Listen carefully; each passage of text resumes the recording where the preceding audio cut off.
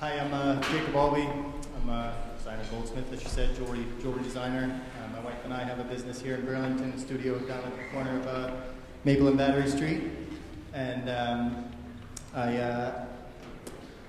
I do mostly gold and fine and precious gemstones, and a lot of the pieces you'll see tonight, and a lot of my work features the gray material in the center of this piece, or in this piece, which is meteorite. It's actually celestial iron from the Gibeon meteor in this case, and the pattern is natural.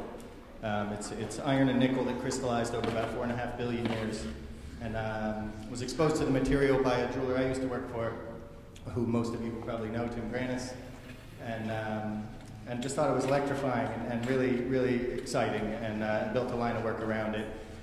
Mostly 18 karat gold, some I'll carve and inlay, like these are carved and inlaid with 24 karat. These are earrings, one of those wires pops out.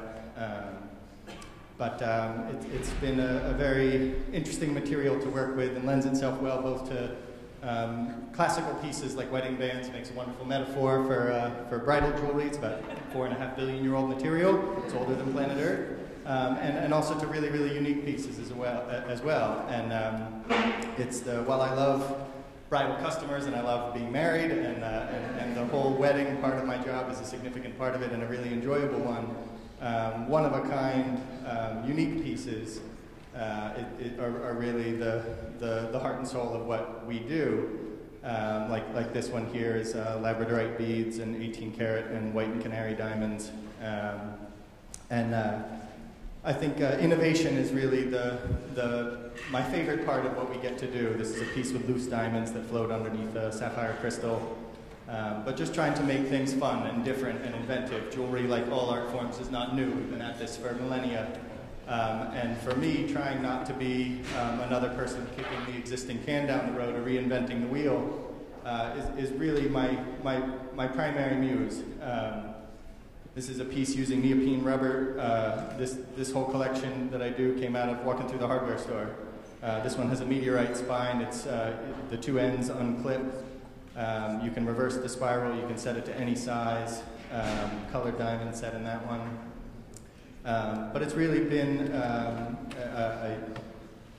trying to add to the conversation. I'm not the best jeweler I know by a long shot, but I'm trying to be. And I think that's really important in my media and in everybody's.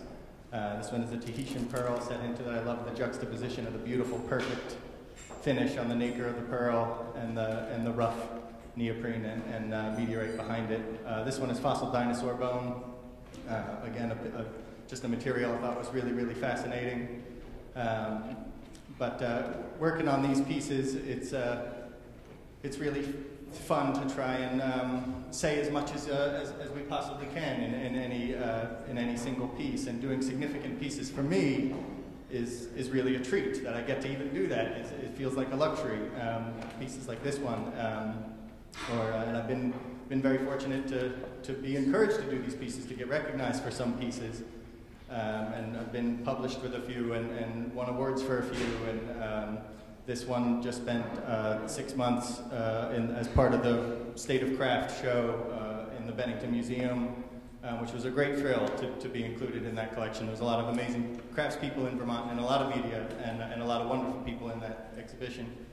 And sometimes, being that I sell to other people, there's significant pieces that I generate with a customer, which is a wonderful interaction all its own. This is a collection of work. The ring in the middle, actually, I made for a gentleman here in Burlington, and I've done a whole range of rings and bracelets around his wedding ring, and just because I loved it, and he and I came up with it on a piece of paper. Half of the rings in this set are other customer stones that they brought to me. They liked my work, and I got to reset their mom's stone or their grandmother's stone or something like that, and come up with a really significant piece that will be passed down to their maybe their granddaughter will take it out of my ring and put it in a new one, and that's fine too. But it's really it's quite an enjoyable interaction. This is a piece I made for my wife on her 30th birthday, and that one was significant to her and significant to me, obviously. But it's a real joy to be able to make something like that for somebody, whether it's your wife or someone else's wife. It's really a wonderful, with their consent.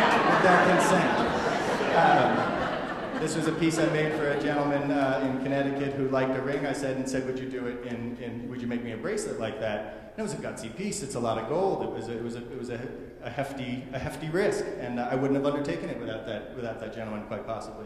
And I appreciate him for that. And this was another piece that I'll probably get to set very few stones of that caliber in my life. This was a 5-carat Asher cut, absolutely incredible, museum quality diamond that I'll likely never see again. And to get an opportunity to do a piece like that and to have that woman cherish it is absolutely wonderful, and very special for me.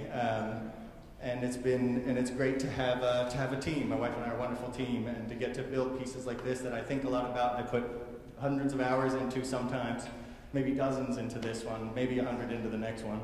To be able to work together is really a treat, and while I'm the one getting my hands dirty most of the time, it's definitely a team effort, and we work together on a lot of things.